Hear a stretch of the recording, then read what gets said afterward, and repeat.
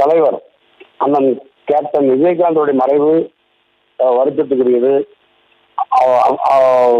அது தாய் தமிழ் சமூகத்தினுடைய பேரன்பை பெற்ற கலைத்துறையில் ஒரு மிகச்சிறந்த மாமனிதர் அண்ணன் விஜயகாந்த். தமிழ் இனத்தின் மீதும் மொழியின் மீதும் மாசற்ற பற்று கொண்டிருந்தார்.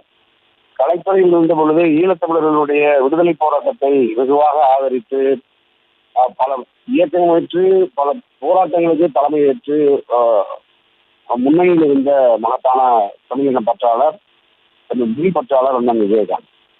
தேசிய முற்போக்கு திராவிடர் கழகத்தை அவர் துவக்கிய பொழுதும் அவர் திரைத்துறையிலிருந்து ஏழை எளிய உழைக்கும் மக்களுக்காக அவர் எப்படி கடமையாற்றினாரோ தொண்டாற்றினாரோ, அவர் சிவப்பு மல்லி என்று கலைத்துறையில் கால் பதித்த காலம் முதல் உழைக்கும் மக்களின் பாட்டாளி மக்களின் உரிமைகளுக்காக புறமற்றவர்களின் உரிமைகளுக்காக போராடுகிற கதாபாத்திரங்களை தேர்வு செய்து நடித்து தமிழ்நாட்டு மக்களின் அனைத்து பிரிவு மக்களின் பேரன்பை கலைத்துறையிலும் பெற்றிருந்தார். கலைத்துறையின் அதாவது நடிகர்களின் சங்க தலைவராக இருந்து அந்த பொறுப்புக்கும் பெருமை சேர்த்த ஒரு மிகச்சிறந்த கலைஞராக, கலைஞர்களின் தலைவனாக சிறந்து விளங்கிய தலைவர் அண்ணன் கேப்டன் விஜயகாந்த். அரசியல் துறையில் சட்டமன்ற உறுப்பினராக 5 ஆண்டுகள். நாங்கள் 2011 புரட்சித்துறை அம்மாவோடு அண்ணா திராவிட முன்னேற்ற கழகத்தில் நாங்கள் தேமுதிக, தனியரசு, தமிழ்நாடு கொங்கிளைஞர் பேரவை, அதிமுக கூட்டணி மகத்தான வெற்றி பெற்று எதிர்க்கட்சி தலைவராகவே அவர் மக்களின் பேராதரவோடு சட்டமன்றத்திற்குள்ளும் அவர் பணியாற்றினார்.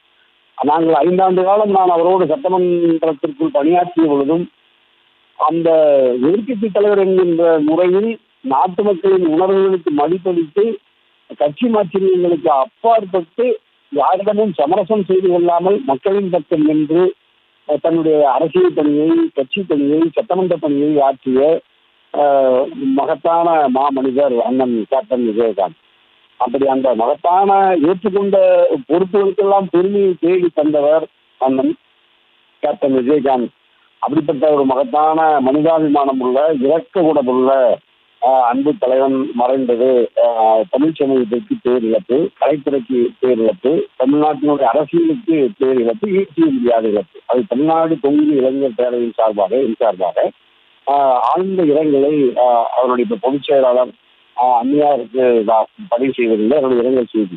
அதே மாதிரி அந்த கட்சியினர் லட்சக்கணக்கான அல்லது தமிழ் சமூகம் துன்புற்றிருக்கிற, அவர் மீது அன்பும் பாசமும் கொண்டிருக்கிற, அவருடைய நலத்திட்டங்களால் பயனடைந்த லட்சோப மக்கள் இப்பொழுது கண்ணீரோடு துன்பத்தோடு அவருடைய அந்த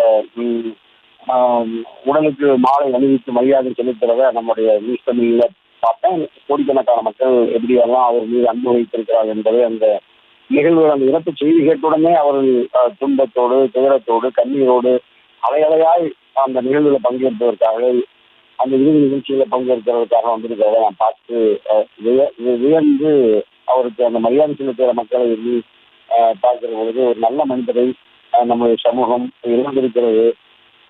அதனால நம்ம இப்படி அவருடைய அந்த நல்ல குணங்களை எதிர்கால சமூகம் பின்பற்றி அந்த தமிழ் சமூகத்திற்கு குறிப்பாக ஈழத்தமிழர்களினுடைய நெஞ்சங்களில் இழந்தி வாழ்ந்த தலைவர் அண்ணன் கேப்டன். விடுதலை புலிகளின் தலைவர் மேதகு பிரபாகரன் மீது மிகுந்த பற்று கொண்டு தான் ஈண்டெடுத்த மகனுக்கு பிரபாகரன் என்று பெயர் சூட்டியவர். ஈழத்தமிழர்கள் துன்பத்தில் துயரத்தில் இருந்த பொழுது தன்னுடைய பிறந்த நாளையே கொண்டாட வேண்டாம் என்று பிறந்த நாளை கொண்டாடாத ஒரு ஒரு ஆக சிறந்த ஈழ விடுதலை தமிழ் சமூகத்தினுடைய பற்றாளர்ங்கிறத எண்ணி வேந்திருக்கேன்.